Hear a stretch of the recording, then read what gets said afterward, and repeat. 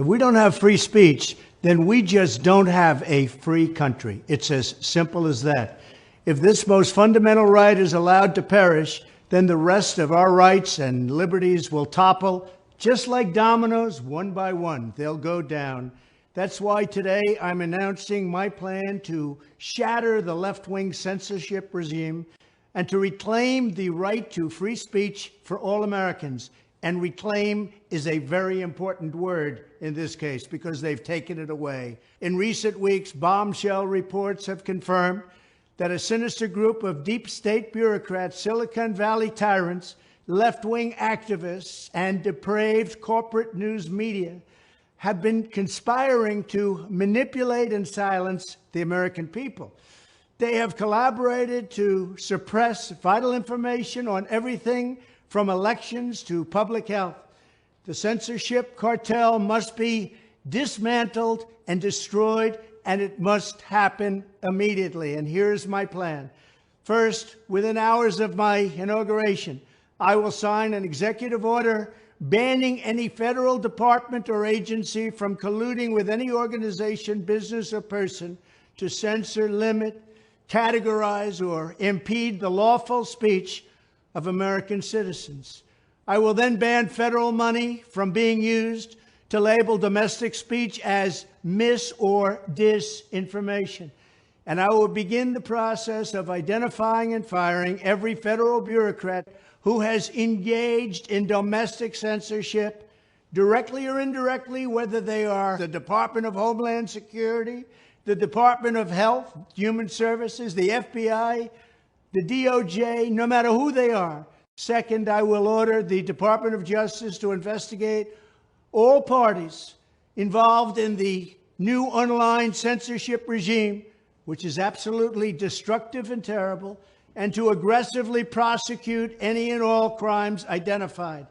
These include possible violations of federal civil rights law, campaign finance laws, federal election law, securities law, and antitrust laws, the Hatch Act, and a host of other potential criminal, civil, regulatory, and constitutional offenses. To assist in these efforts, I am urging House Republicans to immediately send preservation letters, and we have to do this right now, to the Biden administration, the Biden campaign, and every Silicon Valley tech giant, ordering them not to destroy evidence of censorship. Third, upon my inauguration as president, I will ask Congress to send a bill to my desk revising Section 230 to get big online platforms out of censorship business. From now on, digital platforms should only qualify for immunity protection under Section 230 if they meet high standards of neutrality, transparency, fairness, and non-discrimination. We should require these platforms to increase their efforts to take down unlawful content such as child exploitation and promoting terrorism, while dramatically curtailing their power to arbitrarily restrict lawful speech. Fourth, we need to break up the entire toxic censorship industry that has arisen under the false guise of tackling so-called mis- and disinformation. The federal government should immediately stop funding all nonprofits and academic programs that support this authoritarian project. If any U.S. university is discovered to have engaged in censorship activities or election interferences in the past, such as flagging social media content for removal of blacklisting, those universities should lose federal research dollars and federal student loan support for a period of 5 years and maybe more. We should also enact new laws laying out clear criminal penalties for federal bureaucrats who partner with private entities to do an end run around the Constitution and deprive Americans of their First, Fourth, and Fifth Amendment rights. In other words, deprive them of their vote. And once you lose those elections, and once you lose your borders like we have, you no longer have a country.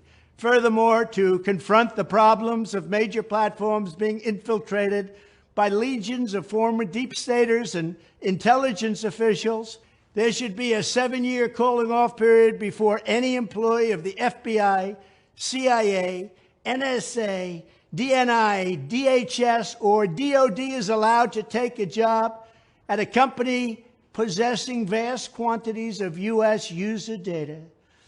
Fifth, the time has finally come for Congress to pass a digital Bill of Rights. This should include a right to digital due process. In other words, government officials should need a court order to take down online content, not send information requests such as the FBI was sending to Twitter. Furthermore, when users of big online platforms have their content or accounts removed, throttled, shadow banned, or otherwise restricted, no matter what name they use, they should have the right to be informed that it's happening, the right to a specific explanation of the reason why, and the right to a timely appeal.